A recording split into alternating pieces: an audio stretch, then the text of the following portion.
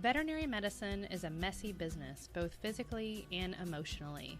Vetsplaining is one veterinarian's attempt to explain and understand her own profession a little better. Join Dr. Lisa McFadden as she delves deep into the medical and business aspects of veterinary medicine. As I'm sure I have stated in the past, and as people probably know, I work at Independent Hill Veterinary Clinic as the medical director, and Independent Hill is owned by a parent company called PetWell Partners. And I think that it's extremely important in veterinary medicine for us to address this idea that we consider like a dirty word, corporate medicine. And in this instance, it's definitely not a negative, it's a positive. And there's a lot of other positive corporations in veterinary medicine. And I think that much like I use the word vetsplaining to kind of take back the word, right, to make it be a positive and not a negative, I think we need to start thinking of corporations in veterinary medicine as more of a positive. And technically, a corporation is a company or a group of people who are authorized to act as a single entity. And in veterinary medicine, I'm not talking about the medicine specifically, right? I'm not talking about a conglomeration of veterinarians that sit around and as a unit decide how to treat your pet. I'm talking about a group of people who help support the foundation of the hospital and help with the business and the management side. And that, again, is not a bad thing. In veterinary medicine, we became veterinarians to practice medicine. Most of us did not become veterinarians to run a business. And in my personal opinion, I think that having people who know how to run a business is an invaluable asset in order to have a properly functioning veterinary hospital. And a lot of people get squirmy when we talk about business and veterinary medicine because people think, I'm in it to treat the animals, I'm not in it for the money.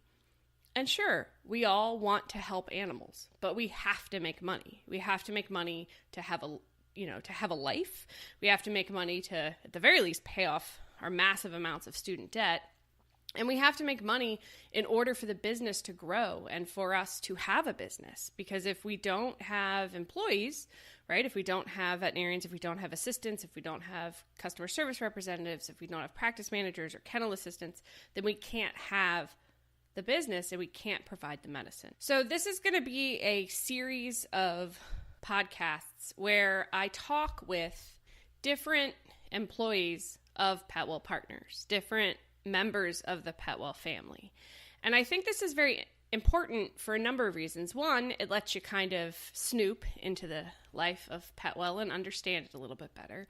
But two, it brings reality to it, right? If we say, oh, I work for PetWell, it's this kind of faceless corporation. But that corporation, right, that parent company is made up of individual employees. And in this case, PetWell was founded by two men, both named David Strauss and David Mervin.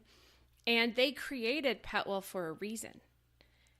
And again, I think it's very important as a society that we stop having this like negative gut, visceral reaction to the word corporation. So through this, at this point, I don't have this is one of 6 because I don't know how many people are going to want to interview for Vetsplaining. So this is just one of many. And I'm going to interview as many people from PetWell at the home office, as well as veterinarians, as well as practice managers who want to have their stories told so that you can get a better idea of how PetWell functions as a whole and how the hospitals under the PetWell umbrella function. And I joined PetWell in 2015, and I would not have joined if I thought that it was going to be a company that told me how to practice medicine. I went to vet school so that I can be a veterinarian and I can make my own medical decisions. And sure, I'm always learning, and that's why they call it practicing medicine. That's not, no one ever calls it, I'm done learning medicine. But I didn't learn, nor did I, at least initially, want to know much about the business side. And so it's nice to have that foundation of support. It's nice to have people there that can help you understand the financial aspect and also help you understand the management and HR aspect. And if you're interested in learning more about my opinion about corporations of veterinary medicine, because, it's not all puppies and daisies, right? Nothing in life is puppies and daisies. I wrote an article on LinkedIn that, in my mind, kind of outlines the pros and cons of corporate veterinary medicine. And just to kind of name, I'm not going to read the article because that defeats the purpose of writing it, but just so you're aware, it talks about, in my mind, pros are proper business management, proper HR management, improved employee benefits, improved employee safety, as well as improved advertising and marketing presence. The cons, in my mind, would be things like the stigma behind the idea of corporate dictated medicine, potentially feeling like you would lose that family feel, loss of the idea of the individual. And so I outline this in a little bit, obviously much more detail than just 5 sentences in the article. And in my mind, I wrote that at this point a fair while ago to kind of be like a stepping off point, like this is to address the concept of it's not a dirty word. And again, in order to illustrate that, we talk about things like AHA is now partnering with veterinary corporations or networking parent companies to improve standards of care, right? To ensure that they aren't dictating how we practice veterinary medicine and to ensure that they're good, healthy work environments. And PetWell, as hopefully you will see through this series of podcasts, goes to great lengths to ensure that there is a healthy and viable culture. So we're going to start out with my interview with David Strauss, and he is one of the co-founders of PetWell Partners. Well, hello. Hi, Dr. McFadden. Hi, David. Thank you for being on my podcast. It's a pleasure. I'm a big fan, as they say in sports talk radio, longtime listener, first-time caller. I love what you're doing with your podcast. As a non-veterinarian in the animal health world, I've been able to learn a lot, so I appreciate that. And I think it's exciting to be able to use these different forms of media to really connect with our community. If you want to introduce yourself and tell us a little bit about what you did before you founded PetWell. Originally from Birmingham, Alabama.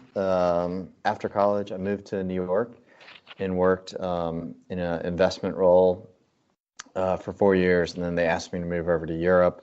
And I was there for 4 years, based in Dublin, Ireland, but traveling all over the continent. And then came back to New York. And that's when I started talking to David Mervin, a friend and now business partner, about, let's partner up and do something, where we can help really add value and help people.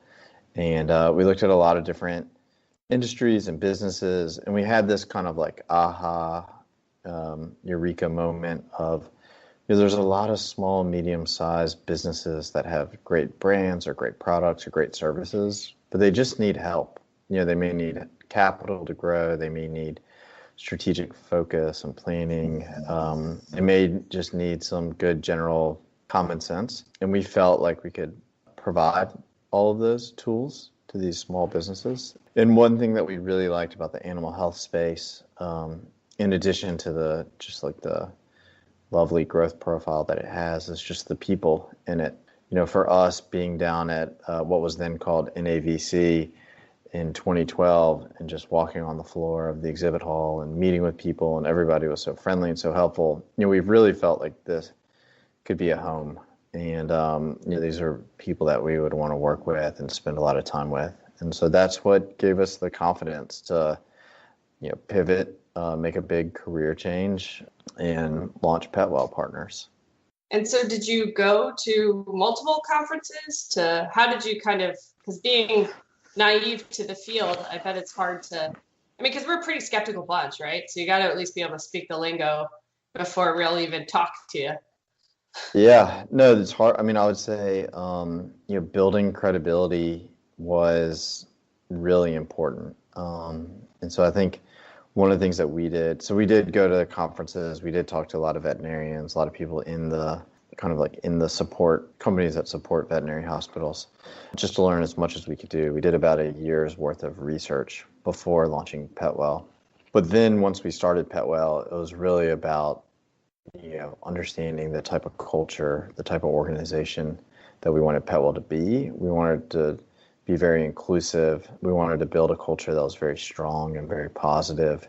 A big part of doing that is accountability. And so we just made a decision, early on, like every outcome has to be really great and really positive. And it's such a small community. Everybody knows everybody with, very few degrees of separation. So if you go out there and you're a bad actor, you're going to burn bridges pretty quickly and be shut out. And so what we want to do is kind of, if we say we're going to do this for a selling veterinarian or for somebody that we're going to hire, bring onto the team, I mean, we would do everything within our power to make sure that that happened. Every little time, we kind of like made a deposit into the bank. And then eventually, you build up enough to kind of trust and credibility that you kind of get over the skeptical hump, so to speak. We're really proud of what we've accomplished in the past few years. And, and frankly, it's not like it's just David and I, right? I mean, it's a whole team. You're a part of that team, really important part of that team. And we feel like we can help kind of like set the vision, but it's everybody in the hospitals every day that are working really hard to deliver those great outcomes, medical outcomes for the patients and really positive client experiences. I think one thing that helped us too probably is that we know we're not veterinarians. So it's impractical for me to tell you, somebody who's been in the space for a long time, who's received all the training and the education, hey, this is how you need to be a veterinarian. That doesn't make sense. That doesn't resonate. So we've made a really active decision to kind of like stay out of those medical protocols and tell you and other doctors how to practice medicine. I mean, we leave that to the expert. And I think that's a big part of the culture. And I think empowering our doctors is just, and our whole medical teams is, it's really what sets PetWell apart from other groups. No, I would agree. I think when I first joined on, when I worked as a relief veterinarian, I had worked for a few different parent companies, and it's fine being relief because they need you more than you need them. So there's a certain amount of empowerment there, but there's definitely the observation of that it seems like there's always somebody kind of watching over them, dictating at least the bottom line or the medicine. And I liked that you guys weren't veterinarians because, in my opinion, veterinarians struggle with business management. And so I liked the idea that there were people who had a solid foundation in business management and were willing to admit, like, we don't know the medicine aspect. We're going to let you deal with that, but we're going to help support you so that you make solid financial decisions. So I really liked that. And that's actually one of the reasons that I joined on, was because having had those previous experiences, I thought it was a neat concept. And so when you guys were getting started, did you know you wanted to become like a parent company? Yeah, so we looked at like the demographics, and we saw that, there's a lot of baby boomers that have built really successful hospitals that have been pillars of their community for a long time, but they need a retirement plan. And as time has evolved, there are fewer associate doctors that want to buy hospitals. We always felt like if an associate doctor wants to buy a hospital and we're competing with them, that's just a hard one to win. We were focused on situations where the doctors really didn't have an associate on their team that wanted to buy hospitals. So we felt like that was kind of a problem that we were solving. And it's worked out really well. I mean, we're kind of delivering that dream, right, of them being able to retire and be comfortable that their team's going to be well looked after, be comfortable that their clients and patients will be treated with respect and receive really high quality medical care. The other way we look at partnering with our selling veterinary partners is just with their legacy. We want to continue to invest in their legacy in the community and with their client base. And so, as the investment in the hospitals doesn't stop the day that it becomes a PetWell location. It really starts in, there's no PetWell branding at the hospital. So when a client comes in, we want them to kind of think, gosh, something seems a little bit different. I'm not quite sure what it is, but I like it. So that kind of light touch with regards to change, I think, goes a long way towards kind of continue to invest in that legacy. I would agree. What was the first practice that you guys acquired? It was Clear Lake City Veterinary Clinic from Dr. Vance Murphy and his lovely wife, Rosalie, down in a Houston, Texas suburb, June 2013. If you were both in Alabama, how did